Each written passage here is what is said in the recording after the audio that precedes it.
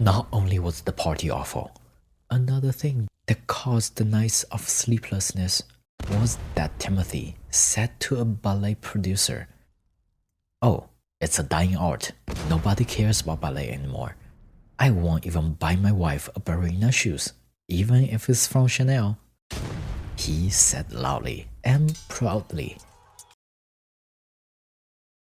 People are judgmental, and the criticism is often selective and random. For a while, you might be obsessed with one person, and they could sneeze, and you would think the thunderous loud noise is adorable. However, once the trance is broken, the honey won't taste so sweet anymore, and all the flaws will grow and grow and grow into an expensive black hole, no matter how flawed you yourself are. Hello, fellow humans. This is a lot of hope. Welcome to this episode of The Living Journey, where we escape and explore life in an alternate universe. Thank you for your support. Now, let's decompress. Trapped by sins.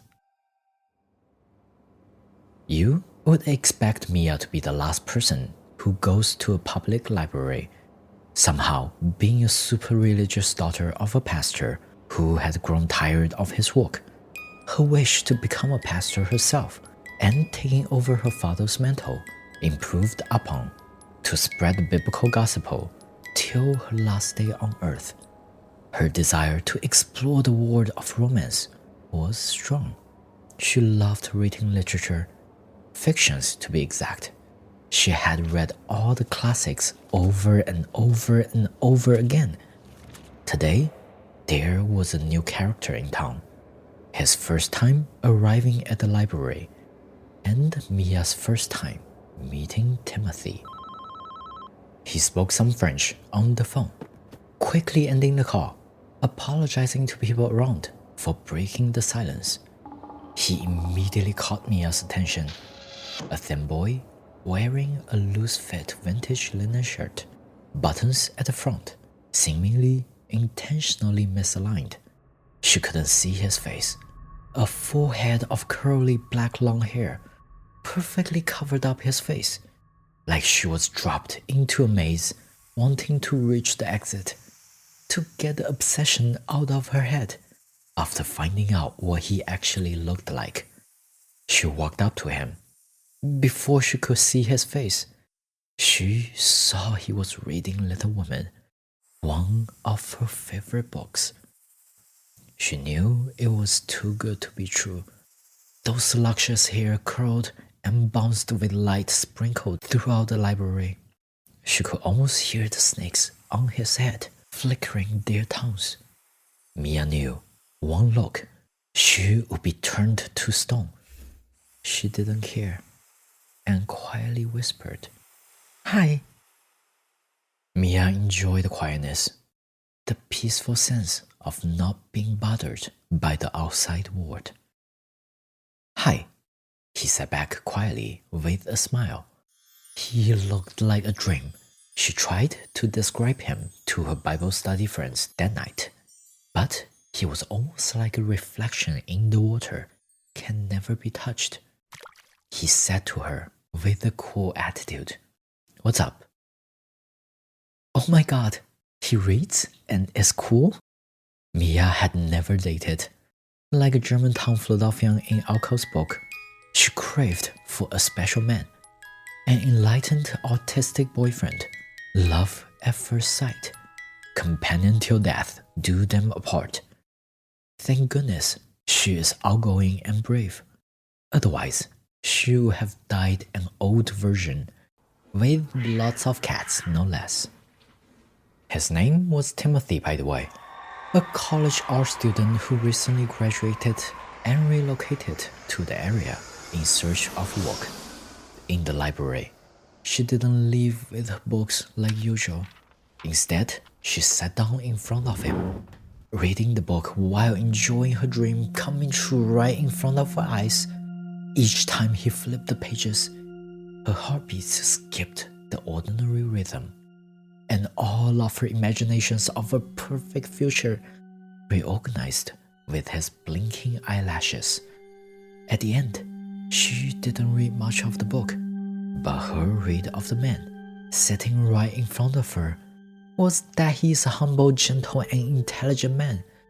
There was this wonderful image of her standing at the altar, looking at the fresco wall paintings of his, which he purposely and carefully chose, her favorite Genesis story, and painted for her day and night till finish.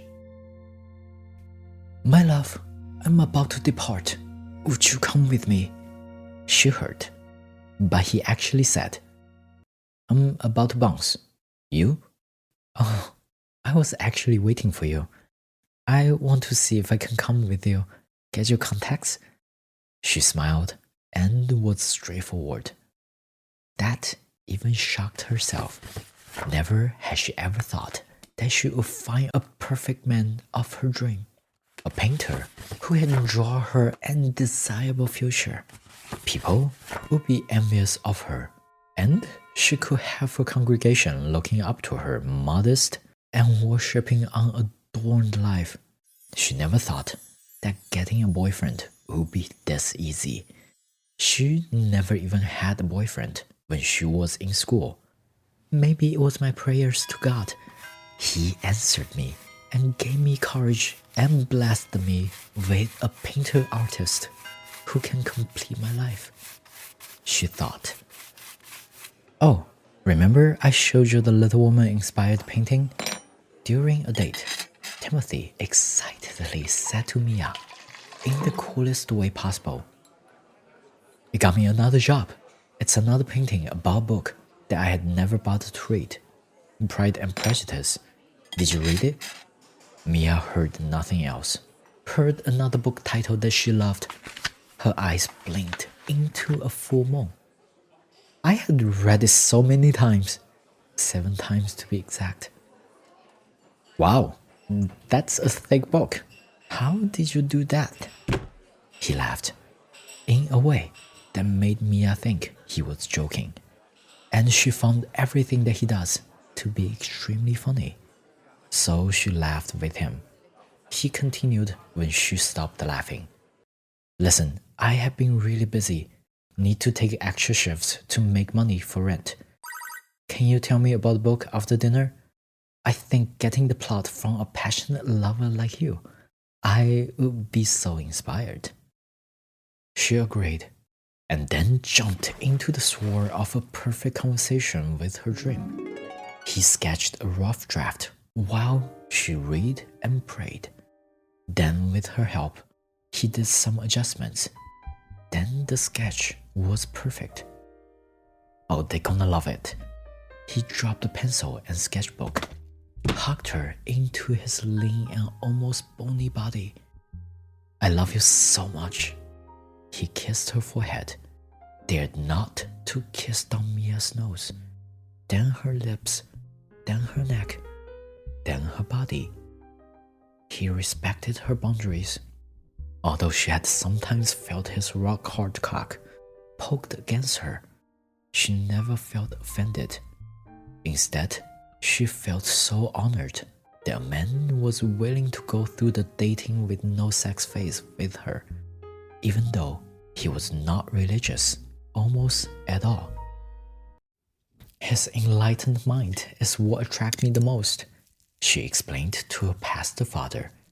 "I don't mind that he's not religious, because each human has their own independent thoughts, their individualities.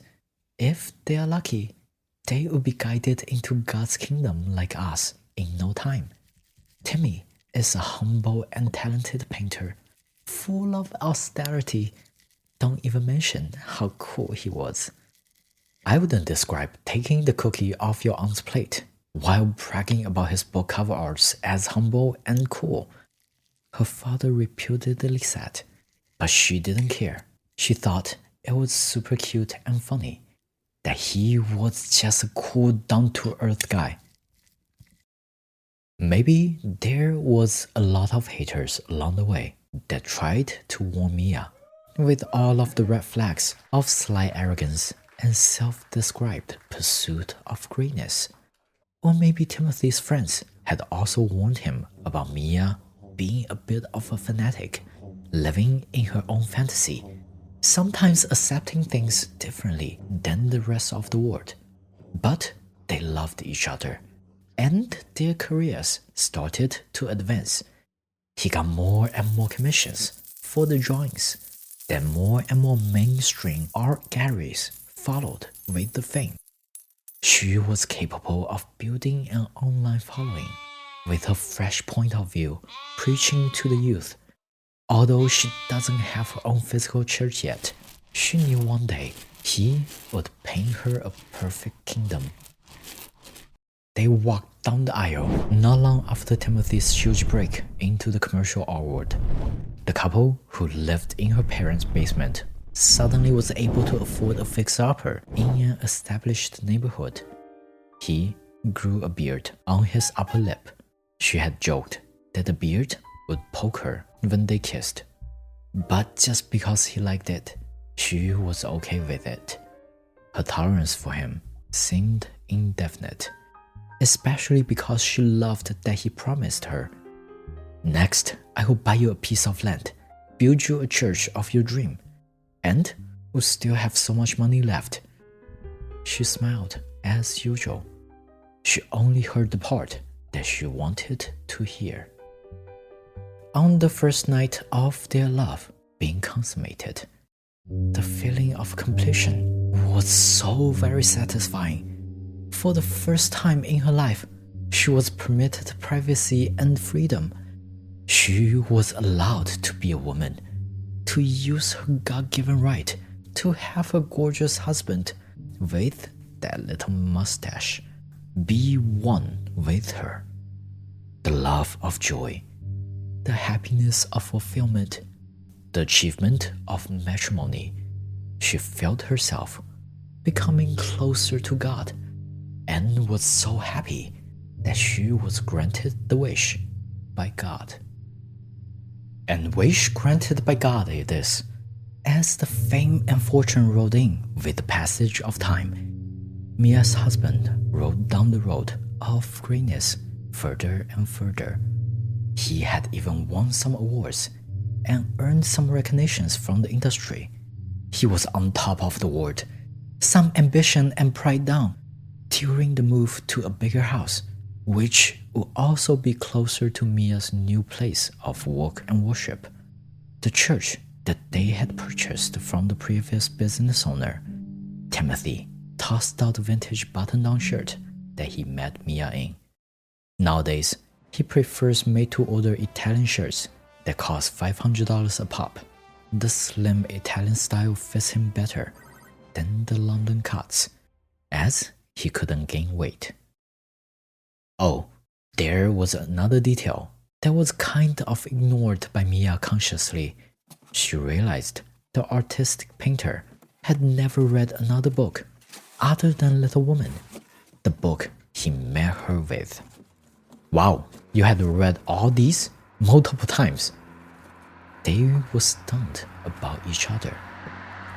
With the church opening party, Timothy hired his PR team and catapulted this event into an extraordinarily popular, hard-to-enter social scene.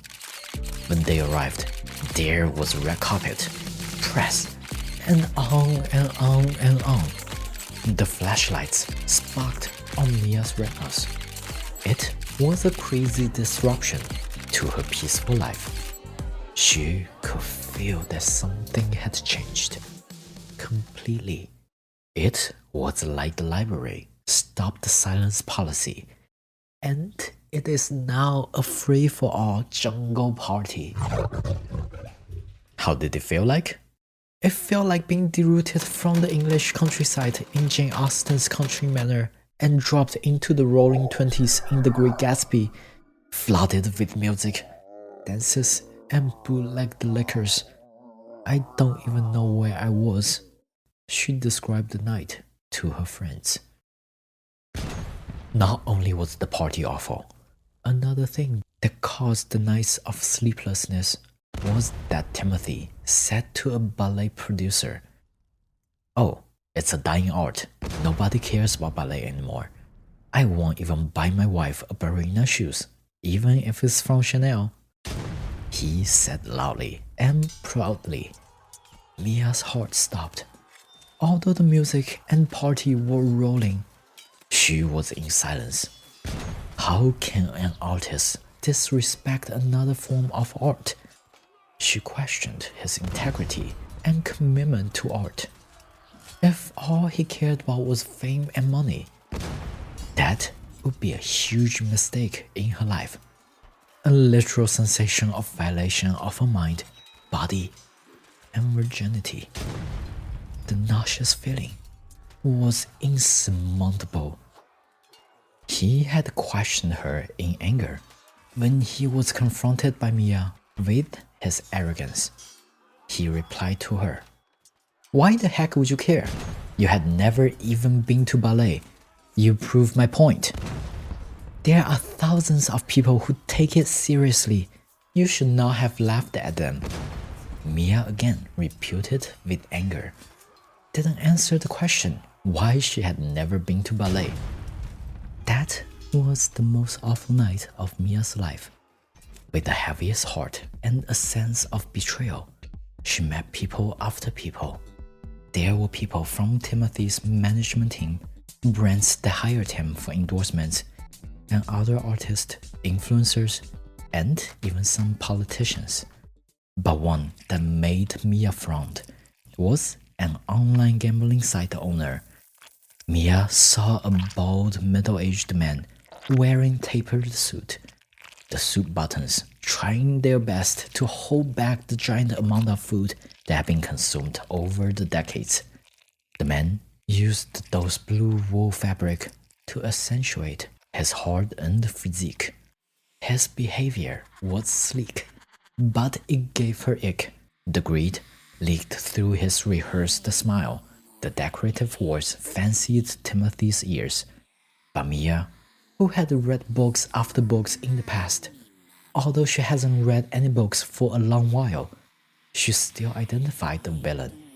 Timothy introduced her to Mr. Sleek. Yeah, it was his name. Without a second of wait, Mr. Sleek complimented Mia from head to toes, saying some kind words about her work in the church, then turned the topic to how much money he had made, how much money he would make, and how much money he wanted to make. Mia frowned, not only against Mr. Sleek, but also to her husband. Sitting on the mattress that night, with her back facing her husband, she could see his silhouette under the satin wave silk bedding. She could barely recognize who was in bed with her. The boy who was reading her favorite book in her library, wearing the beat-up soft shirt, probably only existed in the world of her imagination, but her flesh and soul had been committed to him. Had she chosen wrong? Was God testing her? God certainly wouldn't make mistakes like this. The next morning, the craze of her commitment to her husband turned into a cut when her husband insisted on ordering actual virgin olive oil with a specific brand of Italian balsamic vinegar, with a demanding tone towards the waiter. The next day, seeing a thread end loosened on his tailored plain shirt, he complained, and the cut turned into a wound.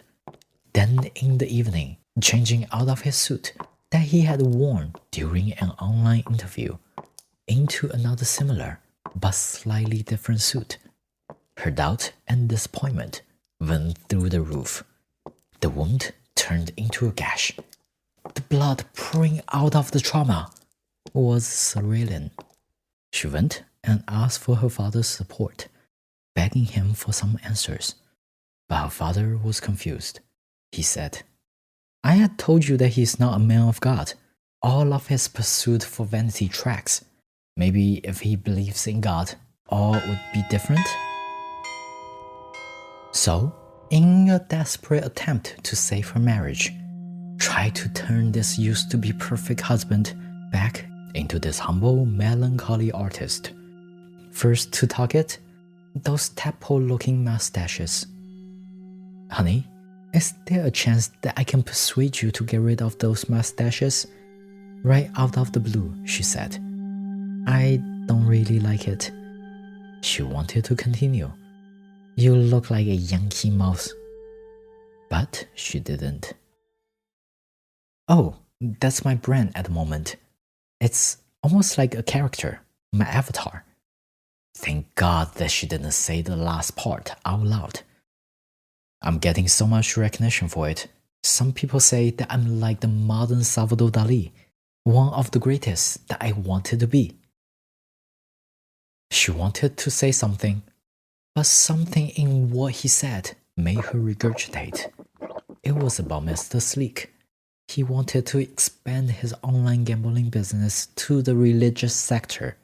He needed a religious partner who is young and charming, like Mia, whose audiences would be young and impressionable, exactly like Mia's.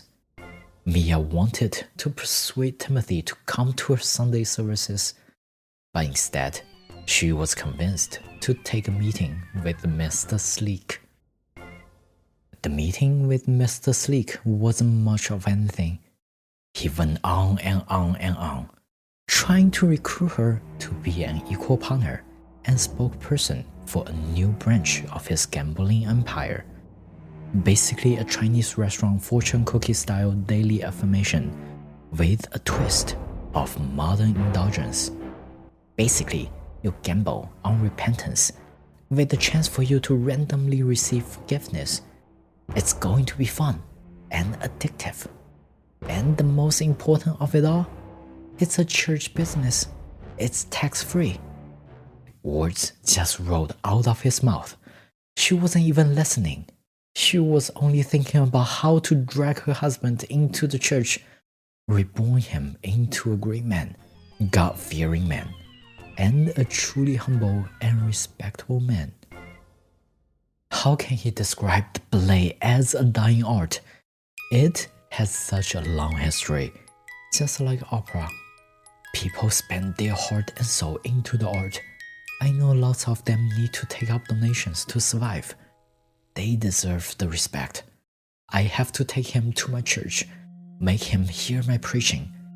He will be a better man, be the man that I desired for. The single comment stabbed deep into her mind and wedged between the desire and her happiness, splitting her dream into a never-ending nightmare. Mia had only been to opera once, fell asleep in the middle, and had never been to ballet. Her thoughts were going on and on and on, and Mr. Sleek was going on and on and on. Both of them were in the world of their own fantasies. Half of the company with your contribution of promotion and on your fame. The other half, my financial and technical support, $3 million. We will split the profit. Mr. Sleek finished his presentation and slammed a huge gain onto her face, temporarily stopping her obsession over Timmy being a cloud chaser, a fame desire, and money grabber. It would be a lie to say that half of her attention wasn't taken to the wild imagination of her future, being filthy rich. But just thinking about her marriage life would be taken off the track that was set up by the storyline of literary classics. She was almost physically repulsed by the thought of living inside the rich and powerful patriarchy. Oh, how ridiculous. She tried to wake herself up with a warning, almost angry at herself that she was attempting something that she loathed. Oh, I was so disgusted. I need to vomit. She stopped the car and let all the excessive amount of food poured out of her. Turns out, She wasn't totally disgusted by the betrayal of her husband and Mr. Sleek's strong perfume, but also she was pregnant. With all the congratulations from all over the world, her first Sunday service in her church, with her big belly showing, was a massive success. Staring at the camera, she read the carefully crafted script. I am so blessed by God. Every single day I wake up to the message of my hard-earned affirmation. I was showered by grace. I was blessed with love. I was refreshed without sins. That's why I'm here. That's why I'm here pregnant with my gorgeous husband. My family, my brothers and sisters, repent with me, ask for the forgiveness from God, and earn the words of wisdom. Timothy clapped, smoothed out those mustaches, and led the whole congregation to stand up and cheered loudly. Yeah, that's right. That's my wife with my baby. Turns out, Mia did get him to come to her Sunday service, did get him to enjoy her preaching, although not exactly for the right reason. Their marriage is on the right direction. She soon will be making money with Mr. Sleek, becoming rich and powerful. As for the reason that pushed her through all the conventional prejudices, Mr. Darcy was rich, inherited a huge amount of money. Maybe my baby Andrew could do the same. She simply found an excuse. As for the thorn that divided her closeness with her husband, it is still there, but like a metal wire that was latched into a tree. The tree didn't stop growing, just ignored the gashing wound and grew over the metal wire, absorbing the foreign object into their marriage. The ballet producer lobbied the still and very pregnant Mia and Timothy to join and attend the annual fundraiser. They went together. It was their first time attending an event with professional ballet dancers performing. They were stunned by the elegance and beauty, each of the muscle movements swift with perfect precision. But before the dancers could finish their carefully choreographed performance, Mia's water broke on the moment of silence, like they were back in the library that they first met each other. Timothy's loud voice broke everyone's focus on the art. Oh my God, she is in labor. Call the crew, get your phone out and start recording. Mia screamed. Her first reaction wasn't to call the ride to the hospital. It was for their planned documentary that, quote, will attract millions of views. So all the quietness went away. Mia's labor was broadcasted to the world. The pain of birthing mixed with the inconsistent preaching and constant screaming made up an ultra-surrealistic chemistry. The moment went viral. How can it not be? The downfall of a quiet girl in the public library is now a mother hugging her baby with all her videos free for everyone to watch. She didn't turn into a stone statue, but is now a symbol of pop culture. The newborn mother holding her baby smiled to the camera, held up by Timothy's mustaches. With only paleness in her lips, Mia whispered to her son in her motherly tone, "You have such beautiful eyes, such special eyes." That's all for this episode of The Living Journey. I truly am grateful for your time. Feel free to leave your reviews. Please like, follow, or subscribe. Do share this show so we can grow together. Lots of hope. Signing out.